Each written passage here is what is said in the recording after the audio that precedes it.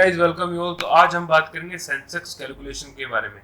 तो आपने बहुत बार सुना होगा कि सेंसेक्स इतना ऊपर चला गया, इतना नीचे हो गया। तो ये एक्चुअल में इतना ऊपर नीचे या ऐसे ये इसकी जो कैलकुलेशन है कैसे होती है, तो आज इसके बारे में हम देखेंगे।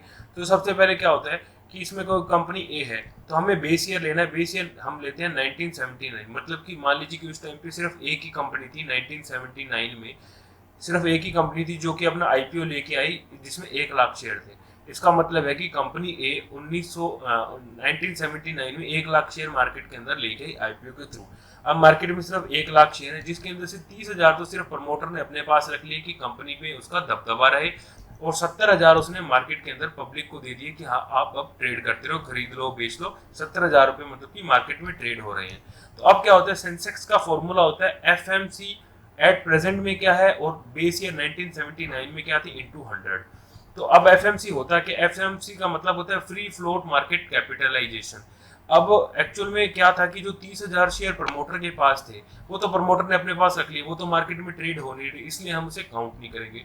जो 70,000 पब्लिक के अंदर थे जो ट्रेड हो रहे थे, मान लीजिए कि 1979 में उसका रेट एक शेयर का, जब वो आई थी कंपनी, उसका रेट 10 रुपए था। तो अब हम इसकी एफएमसी कैलकुलेट करेंगे। तो एफएमसी क्या होता है, 1979 की जो एफएमसी होगी वो होगी जो 10 रुपए मार्केट का उसका शेयर का रेट था, वो इनटू में टोटल शेयर थे 70,000 मार्केट के अंदर, तो टोटल 7 लाख रुपए की एफएमसी आ गई। अगर हम देखें 2019 के अंदर वही 70,000 शेयर मार्केट के अंदर ट्रेड हो रहे हैं, उसको उन्हीं को सेल किया जा रहा है, बेचा जा रहा है। तो उस शेयर की कीमत उस टाइम 1979 में तो 10 रुपए थी, बट अब उस एक शेयर की कीमत 2,000 रुपए। तो अब हम इसको कैलकुलेट कैसे करेंगे, इसको कैलकुलेट करेंगे 2,000 रुपए उस एक शेयर की कीमत है, टोटल मार्केट के अंदर 70,000 शेयर है, तो टोटल इसका जो हो गया 14 करोड़ एफएमसी बन गया। तो अब हम इसको फॉर्मूले के अंदर अप्लाई करेंगे। जैसे हम अप्लाई, हमारे पास अब एफएमसी मिल गया 1979 का 7 लाख और 2019 का हमें मिल गया 14 करोड़। तो इसका जो फॉर्मूला था कि हमें प्रेजेंट का हमारे पास है 14 करोड़ और बेस ईयर का हमारे पास है 7 लाख इनटू 100।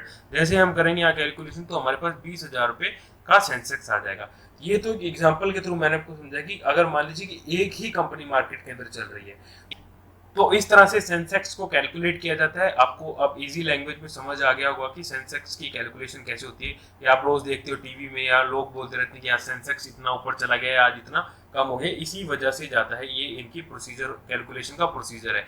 अब एक्चुअल में क्या होता है, ये मैंने आपको एक एग्जांपल से समझा। एक्चुअल में सेंसेक्स के अंदर टोटल 30 कंपनियां हैं, टोटल 30 कंपनियों का सेंसेक्स निकाला जाता है। अब जो 30 कंपनियां उनका एफएमसी निकाला जाता है, उनका वेटेज एवरेज निकाला जाता है। क्योंकि कभी कभी क्या होता है कि कुछ कंपनियां मर्ज हो जाती है, कुछ कंपनियां और डिवाइड हो जाती है फर्दर कंपनीज में, तो इस हिसाब से उनका वेटेज एवरेज निकाल के एफएमसी निकाला जाता है और आगे सेंसेक्स की कैलकुलेशन की जाती है।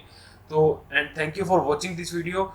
एंड वीडियो आपको अगर पसंद आई तो लाइक जरूर कीजिए और वीडियो को शेयर कीजिए और चैनल को सब्सक्राइब जरूर कीजिए और बेल आइकन को जरूर दबाइए, जिससे हमारी नई वीडियो का नोटिफिकेशन सबसे पहले आप तक पहुंचे। And thank you, please video को लाइक जरूर कीजिए।